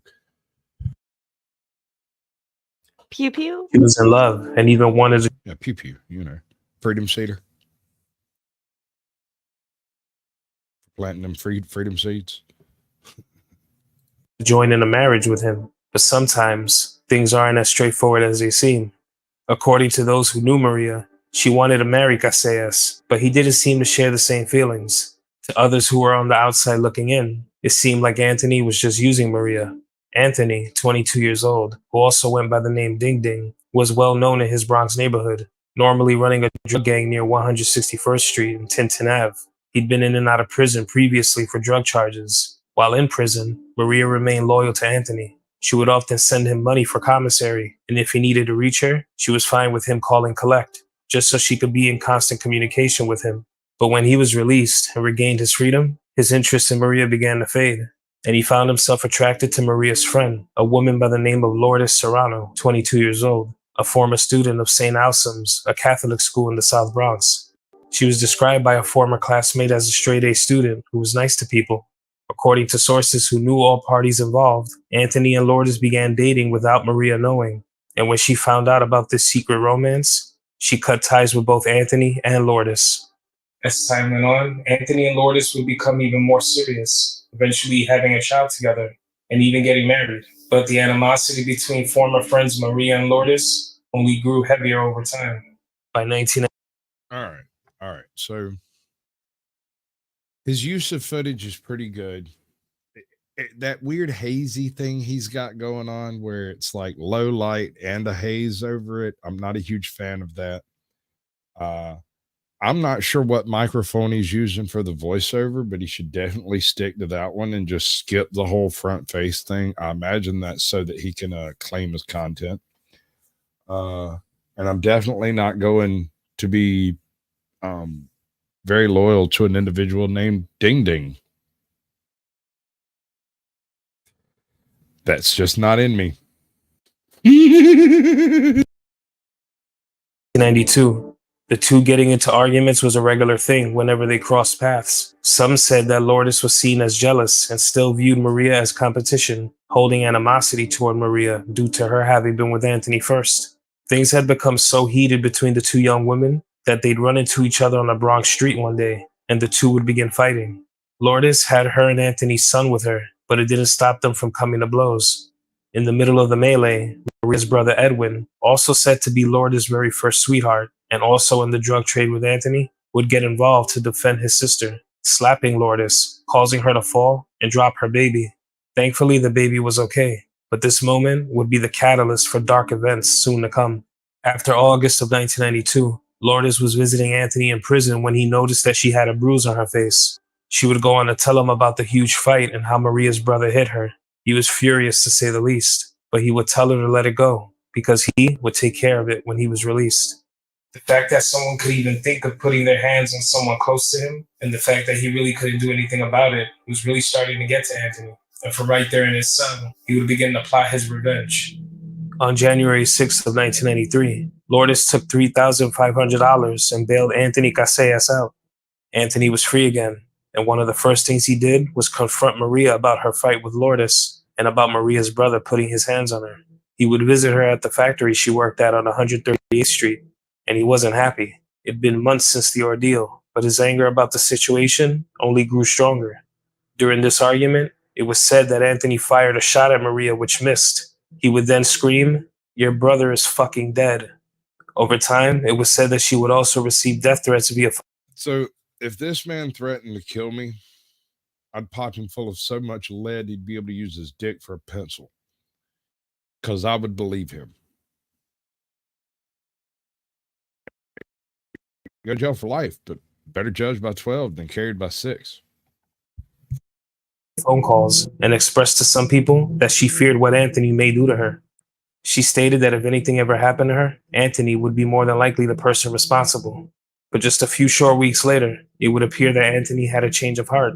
He would visit Maria and her brother Edwin at their home, and surprisingly, began to apologize for how he'd reacted to the news. He didn't want any bad blood, and this was water under the bridge.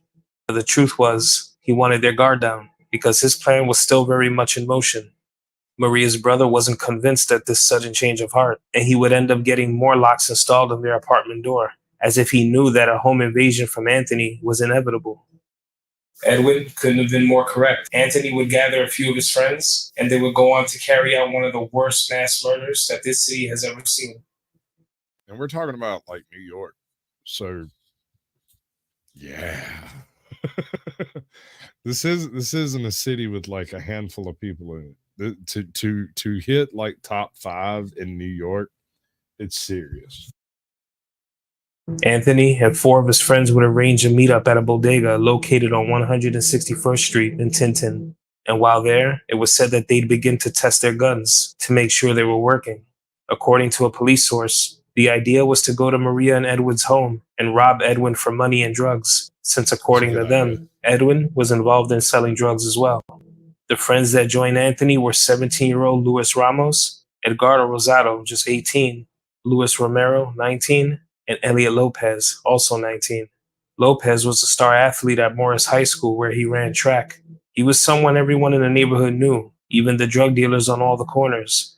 Him being a part of a plot like this seemed very off, but him and Anthony had a tight friendship, since Lopez's sister was a friend of Lourdes, Anthony's girlfriend. Do this properly. Hello, darling. Nice to see you. I'm not going to sing for you, but I will read the phone book if you ask nicely. Elliot, who went by the nickname Tato, graduated high school and was accepted to Baruch College, with plans of joining the army that fall in order to pay for his tuition, while Anthony was mainly in the streets and had a rap sheet that was growing. At one time, even arrested for selling heroin, codenamed Hellraiser, to an undercover cop. 2 people on 2 different paths, but sometimes the influence of the streets is hard to ignore. The 2 were very close, and while Elliot looked to be on a straightened path, in reality, he was on the fence, and he could go either direction when he reached his crossroad. And reach that crossroad, he did. According to reports, So here's my question. Right here. It's that Abe 2.0, or is this like the Japanese Abe?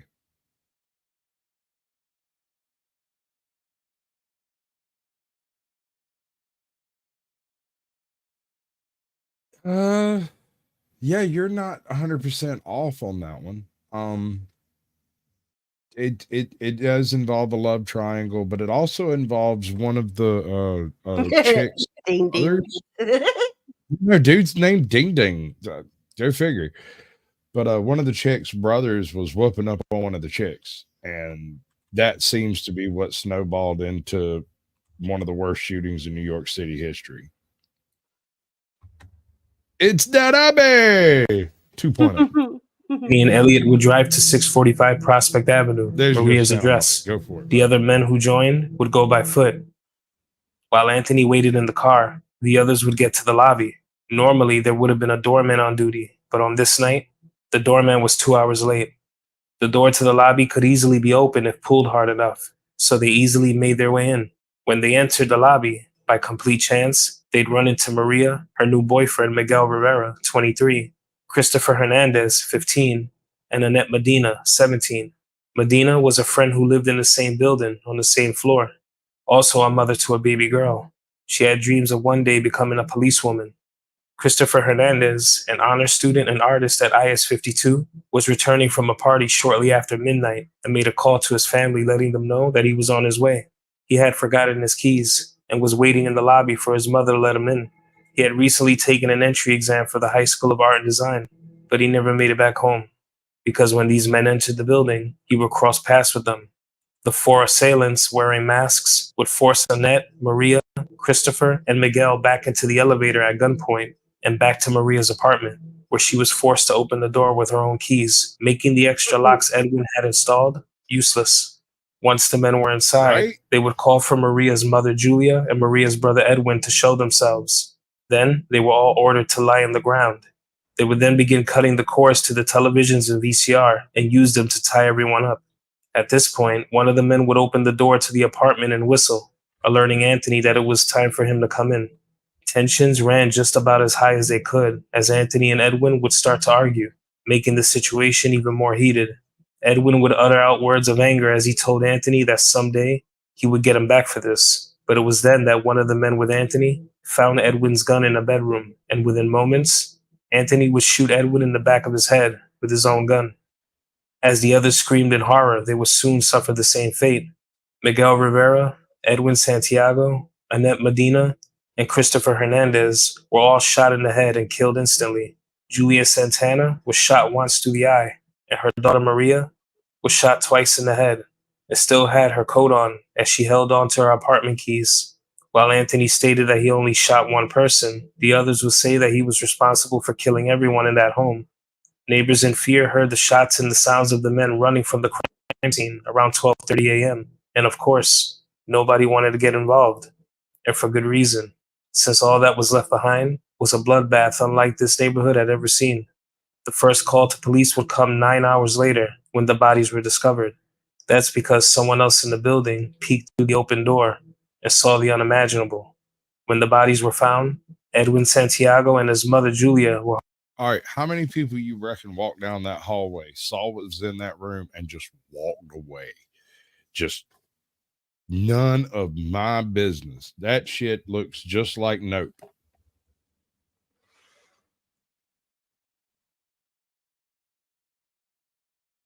Death by your own gun, barred from Valhalla.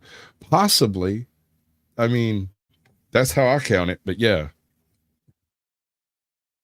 Holding hands. And even more heartbreaking, Annette Medina's own mother and several others in the building heard those shots. People had already stopped reporting shootings in the area because it had become so common. She had no idea her daughter was in that apartment being killed. In the days after the massacre, Anthony and Lourdes would stay at the home of Luis Romero on Westchester Ave, one of the assailants. They would spend 2 or 3 days there watching movies while nursing their sick child. Word of the massacre was all over the news, and authorities still didn't know who carried. Right? That's just the kind of shit to get you on that type of list. I don't know if room was on that list, but reporting that crime is the type of stuff to get you put on the next list. Sorry, officer, I was struck blind by logic. There you go. Y'all go get y'all some of that, dude. One of my best performing shorts is one of your videos. It's the one where for no apparent reason the video edits and it looks like this dude that looks like Danny Trejo is standing outside. All of a sudden there's this fat cop throws the ticket through the window and then poof, Danny Trejo's there. There's no explanation. It's just a flat edit in the video. I don't know who did it, but you even put up like, who is this guy? I thought it was hilarious. Apparently some other people did too. I think it just hit like 4,000 views or something. I'm not sure. Yeah, it's pretty good. This out. Anthony would swear to Lourdes and her mother that he had nothing to do with the murders. They didn't believe him. Authorities would later catch up to where they were staying. And when they checked the room Anthony and Lourdes had been staying in, they'd find ammunition and a silencer that had been hidden in the back of a television. Anthony was brought in for questioning. They had some leads, but when it came to the investigation, authorities had no motive. The home wasn't ransacked, no forced entry. They found thousands of dollars in the home, so robbery wasn't why this took place. While authorities were stumped, Anthony and Lourdes would begin receiving death threats over the phone, letting them know that they'd pay for what Anthony and isn't that about the time you go and look for the list that happens to have those people's names on it, or at least somebody in that apartment's name? Because if you're a hitman and you're here to do a hit, shooting a handful of people that aren't involved would be a good way to kind of cover up exactly what went down. Right. Or if they're after a very particular thing that no one knows about, and then you just whack several people and leave the money behind. How do you know what they went after? It looks completely pointless. The others did. A situation that went way past the point of no return and would only result in more tragedy and a shocking admission just 10 days later. On February 25th of 1993, Lourdes, Anthony, and a 17-year-old friend and godfather to their child, Luis Ramos, would visit the Bronx County building, where Anthony was to make an appearance on a previous unrelated drug charge. Lourdes pushed the stroller carrying their 10-month-old child.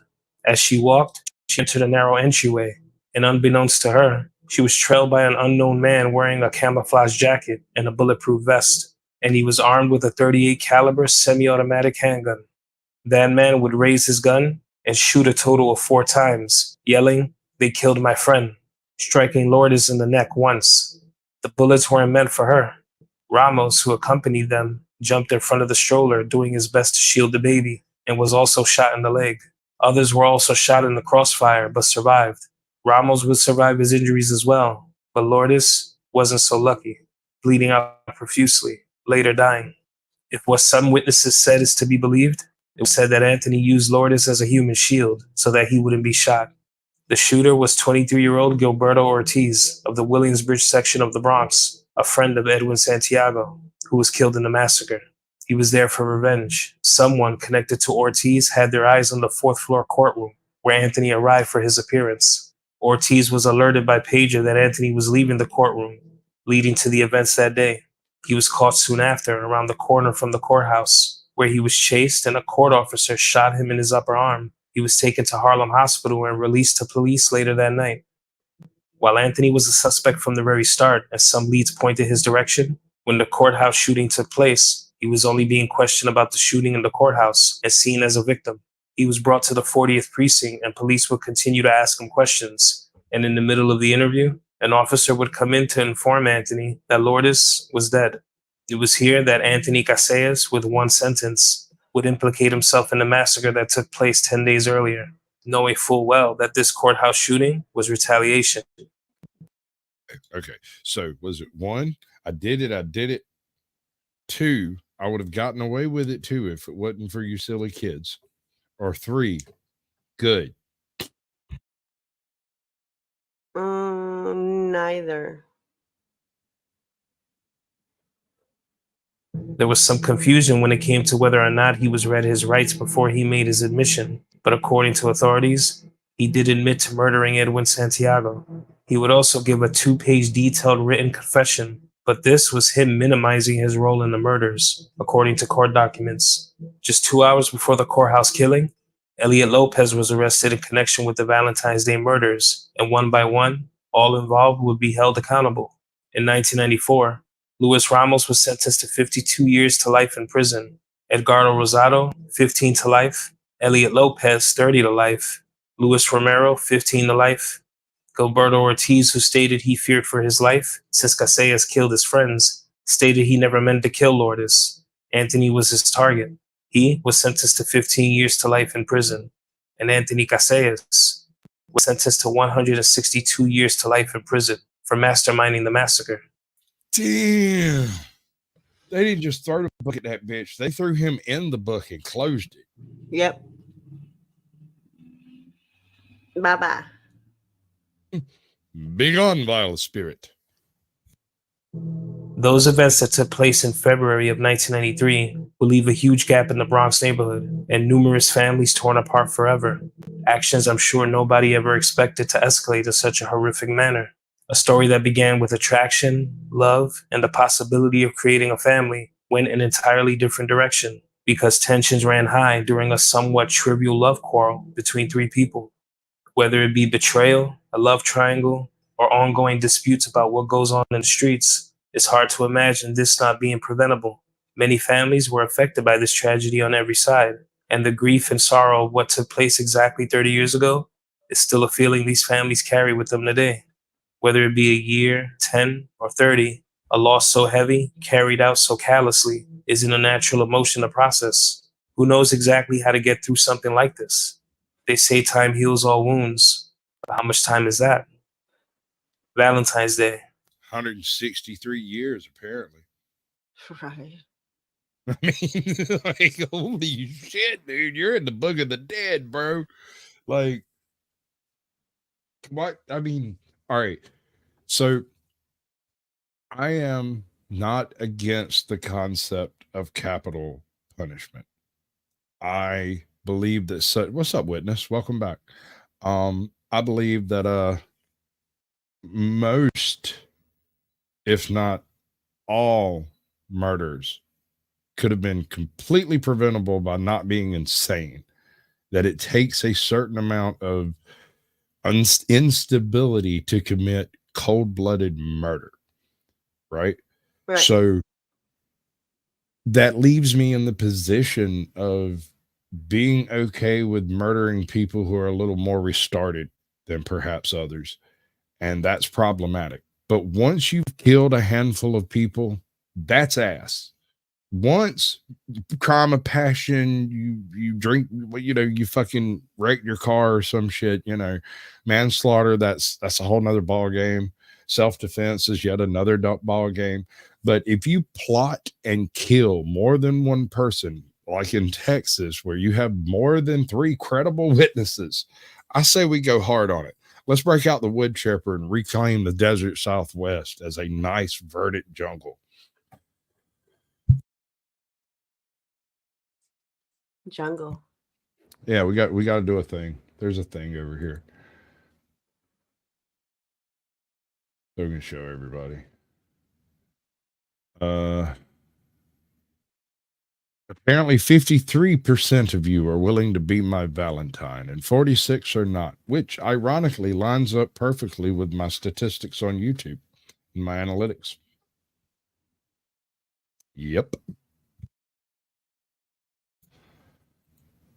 A tradition that involves significant others and loved ones. But to those from New York City familiar with this horrific tale, this day is cemented into New York City's dark history, a day where love was to be the answer to all. But in this Bronx neighborhood ridden with crime, it was anything but that. A lawsuit was filed against the management of 645 Prospect Avenue because the families of those whose lives were taken strongly felt that if a doorman had been on duty that day or had the proper surveillance, these men wouldn't have carried out the crime. In December of 2002, the Bronx landlord of the property was ordered to pay $6.4 million to the families, as they found that they were indeed partially responsible for the massacre. Today's story isn't to reopen old wounds or cause grief for any of the families, but to keep the memories of these innocent people alive, and to give a raw glimpse at how fast things can get out of hand when you're blinded by rage. There's always another way.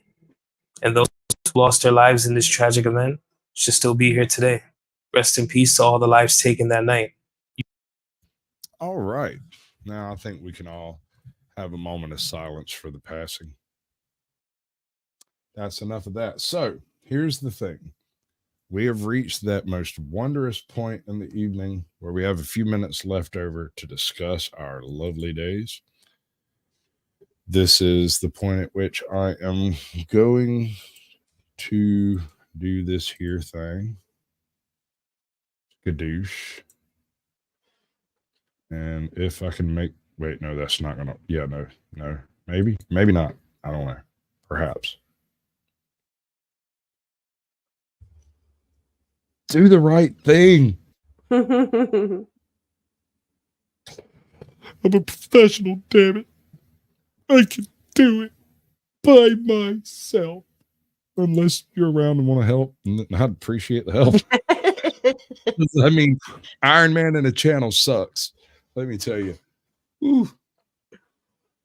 I mean, it depends on what kind of channel you want to do. If you're willing to sit here and just endlessly babble, then you too can have a panel show. You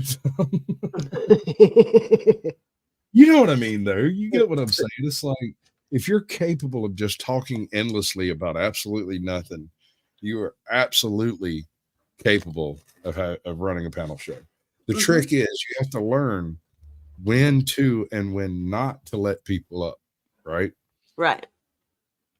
So you got to get one of these. A brand new Sasquatch t-shirt. That doesn't even exist. How about that? Actually, it does exist. Do you notice? Yeah, this shirt does exist. Do you notice the problem with this shirt? What's wrong with it? I don't know what's wrong with it. The humans is supposed to be plural, not possessive. Oh, yeah. He made the shirt, and I saw the making of the shirt, and then I emailed her and was like, I am a moron. I'm so dumb. How dumb are you? I'm so dumb. I've been staring at that freaking thing for like weeks and weeks and weeks, and I have not caught the fact that that should be plural, not possessive. I mean, it's still, you know. It does No, exist. they're not ears. No, what's her name? Tiffany's Epiphany and Ajot both have made them. You've already made one? I have. And I haven't seen you take it. Wearing it? No. But now I gotta go fix it, obviously, because I didn't catch it either. You didn't even told me. I had heard that she had made it available unto you, but I was unaware that it had actually sprung into existence, fully formed like Diana from Zeus's forehead. Yes. Is that not how it works? Mm-hmm.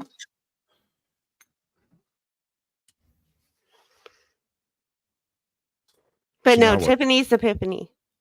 Tiffany's Epiphany, yeah. Yes. Yeah, she's got some stuff over there. She's doing all kinds of wacky stuff over there, actually. I mean, once you get past that, it has a similar theme, of being artsy, craftsy kind of stuff. Well, that's because that's what it is. I not my bag, man. Like I understand that. I dig it. If you have fun doing it, more power to you. I can sit over here, smoke weed, and watch you do it. That's pretty enjoyable. But I don't know how to improve that type of content. She's pretty much doing it about as good as she can, as far as I can tell. I mean, well, I mean, she's getting into different crafting though. Like right now, she was doing the diamond art, which is pretty cool. I used to do when I was a kid. It was because I was a mama's boy.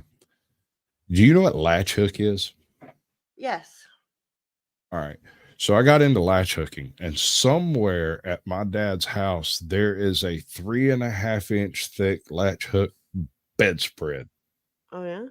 It's 90 some odd % complete. Wow.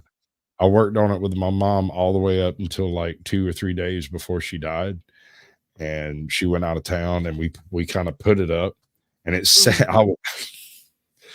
for 5 years after she died. She had folded it up and set it on a spot in the little cubby over there where all of her crafty stuff was, right? Mm-hmm. And every part of that cubby got repurposed for various things, and not a soul touched that latch hook blanket. And one day I asked, I was like, so what's the deal with that? I had the whole family, all of us were there. We're all full grown, moved out. Nobody but my pops lives there. Ain't nobody touched it. And they were like, well, you're the one that was working with her with it. We figured it was for you to take or move or whatever. And I was like, you mean to tell me that thing's been sitting there for 5 years because none of y'all would touch it because I hadn't yet? And I went and picked it up, stuck it in the closet, closed the door, went and sat back down and finished my chicken. After that, they wiped that whole side of the room out. Like every piece of furniture over there got pulled out like the next day. You gotta finish it. Dude, you gotta finish it. I hear you. I do. I hear you. And yeah, it's one of those unfinished things in my life. At least bring it to your house. I break that sucker out. I'll be bawling like a 3-year-old who stubbed his toe. Well, do it, get through it, and finish it for her. Oh, I'm not sure where it's at now. It's probably still sitting in that closet shelf. It probably is. But, I don't know if I'm up for that yet. Like, I've buried some close friends these past couple of years, and I know. I can't even really I'm just not emotionally stable enough to pull that shit off yet. Well, when you come this spring or summer to Texas, bring it with you. I'll help you finish it. Let me get my shit together. I know I've been saying that a lot, but I've already spent like a pile of money on this fucking shit. And when it happens I don't want it to be like, I want it to be bad. It's not going to be bad. I'm a big fan of failing forward whenever possible. Right, crispy. Oh no. Hi. How are you? Yeah, I know. What's up? Right, crispy. First, I'm gonna let her whisper to you, and then I'm gonna whisper to you. Hello, Rights Crispy. How you doing? Happy Valentine's Day. Hey, you little cutie, let me whisper in your ear. All right, y'all. This has been a hell of a show. I really appreciate everybody's time. Don't forget to do the YouTube type stuff if you're over on YouTube. If nobody's on Rumble, I get as many views on Rumble as I do on YouTube. There's nobody there. Smoking Auditor swung in from McDonald's earlier. The link's in my chat over here. It may have gone to some other chats. I'm not sure. If anybody wants to come have a conversation, feel free to drop in. I'm not sure how long I'm going to stick around afterwards, but I'm not drinking, so there's that. I might even be able to answer a question or two. So y'all have a lovely evening. Don't let the man get you down. And yeah, do the thing with the thinginess, because that's the way it works. Always do the thing. Sorry. Good news, though. We're going to have to move the party somewhere a little bit more private, but you're all invited. Lorenzo will give you the details. Yeah! But if I lay down and I play dead and I